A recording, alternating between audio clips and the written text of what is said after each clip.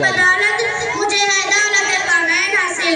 ساتھیوں، یہ آقا صلی اللہ علیہ وسلم کی محبت جو جز ایمان اور جان ایمان ہے، جس کے بغیر کوئی شخص مومن نہیں ہو سکتا، اور یہ وہ پیغامات ہے جس کی بدولت سے کونین حاصل ہوتی ہے۔ آخر اس محبت کا مطلب اور تقاضا کیا ہے؟ دوستو، اس کا مطلب خود اللہ تعالیٰ نے بیان فرمایا ہے، قل ان کنتم تحبون اللہ فاتبعونی یحببکم اللہ۔ یعنی نبی صلی اللہ علیہ وسلم کہہ دو، اگر تم اللہ سے محبت کرتے ہو تو میری پیروی اختیار کرو۔ اگر تم ایسا کرو گے تو اللہ تم سے محبت کرنے لگے گا، اور اس محبت کا مطلب نبی صلی اللہ علیہ وسلم نے بیان فرمایا ہے، واللہ لا یؤمن احدکم حتی اکون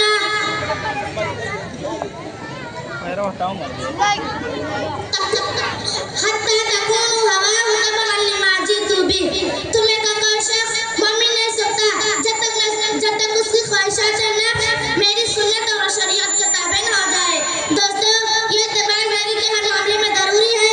فکر و عمل، عقیدہ و خیال، اخلاق و کردار اور معاملات زندگی کی تمام انفرادی اور اجتماعی گوشوں اور میدانوں میں نبی صلی اللہ علیہ وسلم ضروری ہے، ورنہ محبت کا دعویٰ فردی اور جھوٹا دعویٰ ہوگا۔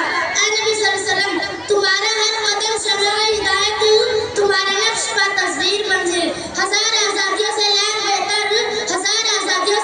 بہتر تمہارے عشق کا تابع سلاسل صلی اللہ علیہ وسلم۔ وآخر دعوانا الحمد للہ رب العالمین۔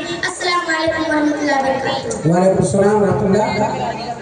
ریان، اسرار اور ان کے رفقا ترانے ایکشن ہے، قول محمد قول خدا فرمان نہ بدلا جائے۔